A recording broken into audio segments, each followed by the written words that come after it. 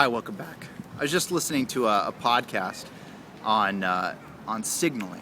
It's on the show Freakonomics. I'd encourage you to listen to it. Really interesting podcast.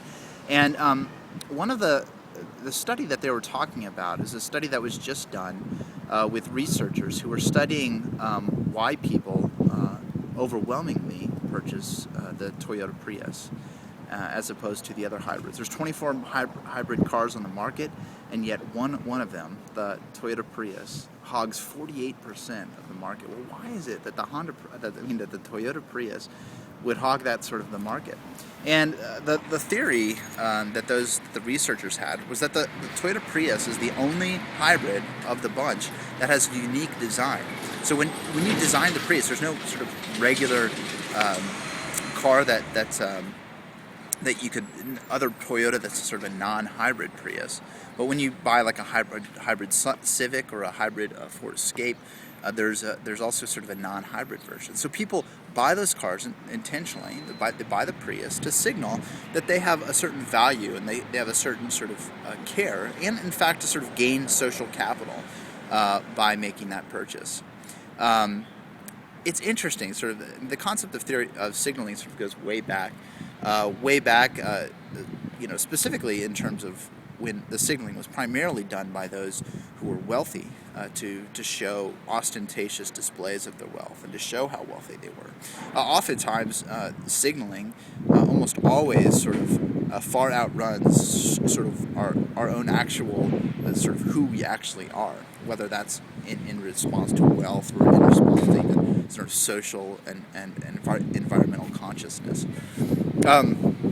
The text that we just dealt with has signaling all over the place. It's Mark 15. And in Mark 15, you have Jesus, the crowds, Pilate, and the high priest. And Jesus, or the chief priest. And Jesus is brought on trial before Pilate. And each of these entities is sort of signaling in that context. Is signaling and vying for power and political control in that situation.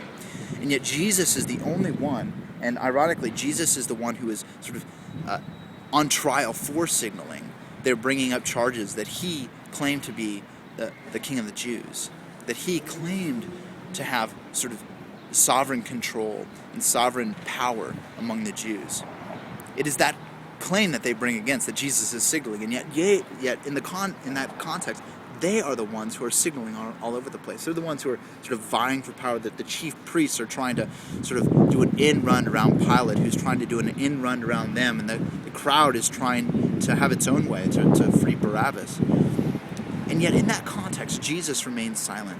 Why does Jesus sort of not get involved in the tussle, the political tussle that's happening between these different groups? What's happening? Why is he not in that context, sort of grabbing and proving that this signaling is not aren't mere words for him? They are the reality of who he is. And I think that that's because of the end goal. That it's clear that in that context, Mark is saying very clearly to us that Jesus is in fact the King of the Jews.